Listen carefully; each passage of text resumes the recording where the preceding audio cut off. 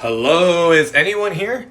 Eddie Goldman, yes, I heard of the news. I'm Grady Jarrett. I'm sure you heard of me, but this is the first time we actually met. Yeah, I heard of you, Grady. I'm good. How are you? I'm good. Hey, listen, I'm trying to meet all the other Falcons pass rushers just to introduce myself and whatnot, but I can't find them. Can you help me find them? Oh, this is the pass rush right here, actually. They're soft and squishy, especially up front, right? Eddie? Eddie, where are you going? What's going on, Falcons fans? Logan here. Welcome back to Rise Up Rundown. And if you're new here, welcome. There are two things I just wanted to get straight off the bat, and then we'll get straight into today's topic. For one thing, I do apologize that I missed yesterday because I always upload on Fridays. I don't know. Things just happened. And two, I actually have like a really strong headache, so if I'm like speaking kind of low or like monotone, I hope it's not a big problem or anything. But in this video, I didn't like really know what to talk about for this episode, but I did have something in mind that I feel like I should have talked about a while ago, and that is why I'm a little more optimistic in the Falcons offensive line heading into 2022, a little more than other people would expect. And you know, I've seen comments on my videos, or I've seen tweets all over Twitter. I don't know wherever I see them, but a lot of them say that the offensive line is the biggest weakness for the Falcons. And it's not that I don't understand it. I definitely can see why it is the biggest weakness, because Jalen Mayfield was a joke last year, and Caleb McGarry really has not produced all that much, hardly at all, dare I say. Matt Hennessy and Drew Dahlman, and there's kind of a battle there at center. I get it, I really do, and they're all very young and still developing. I totally get everyone's concerns about the offensive line. In fact, I would kind of say it is still at least the second or third biggest weakness on this team, but I also have this gut feeling inside of me that it's going to exceed expectations. Now, maybe not by a landslide, maybe not to be one of the better offensive lines in the league, but just to be a little better than everyone expects. And I really do think a lot of that relies on three things. The first one, I've made this my previous video. I've probably made this like so many other times in every other video. So for those that aren't familiar with me and my channel, you'll know that I'm very high on Arthur Smith. And basically, throughout all of 2022, I've been saying in almost every video on how high I am on him and how much I think he can turn players' careers around and how great of an offensive play caller he is. And I mean, last year was only year one as a head coach.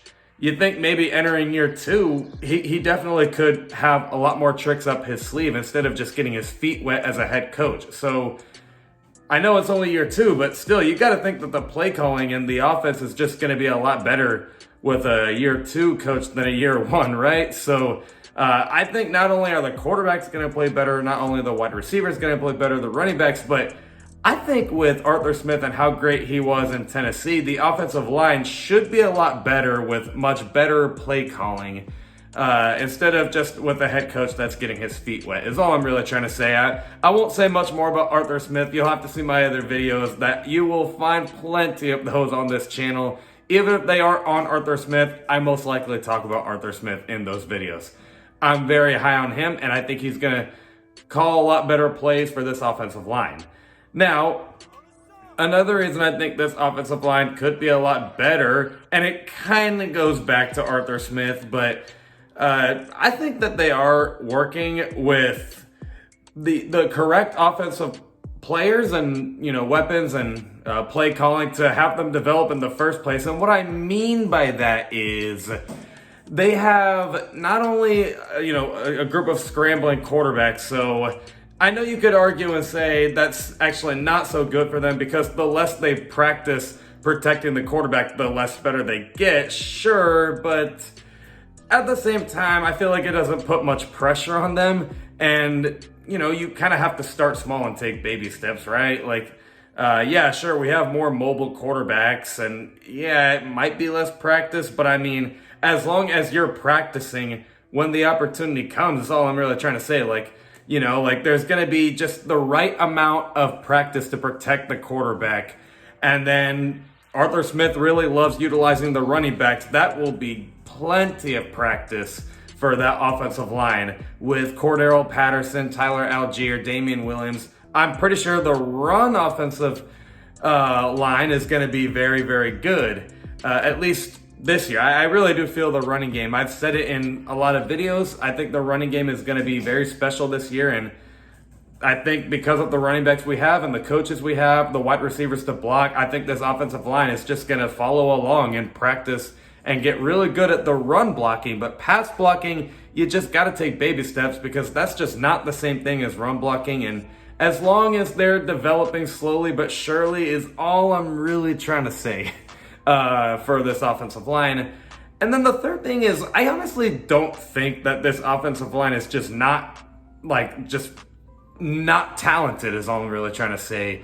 You honestly do have at least names on there, and you kind of have to hope that they produce, but I really do think that they could. They're working alongside Jake Matthews, a veteran that just got extended. He's not going anywhere. And then they're right next to Chris Lindstrom, who also got a contract extension well, not a contract extension, but like a fifth-year option, but it's like kind of the same thing. And, you know, like they're alongside really great offensive linemen now, so that's always a plus, right? Like if you're right next to talent. And the other players, like I liked Matt Hennessy and Jalen Mayfield coming out of the draft. And they're still very young, so who's to say that a player entering year 3 and then a player especially entering year 2 just can't develop? I mean, it's like it's just common sense. Like, you don't just stay as bad as you were year 1. You always improve, right? Unless you just don't care. But, I mean, they make it to the NFL for a reason. So, with all three of those things being said, I really do think the coach is there to help fix this offensive line. And I think they're going to get the right amount of practice to get better. And then 3, I honestly think that there is talent. It just doesn't look like it because of how bad they all performed last year. Now, if Jalen Mayfield doesn't perform well this year and Matt Hennessy doesn't perform well this year, then maybe I'd be a little more skeptical and it'd be like, okay, I guess technically they are still young and could improve, but, you know, you also are kind of like, you know, where is this really going? But this year is a big prove-it year for all of those players. That's all I'm trying to say. And let me know what you guys think in the comments below. Other than that, I'll see you guys with a video this Tuesday at 11 o'clock a.m. Eastern. Love and appreciate you all for the support. And as always, res up.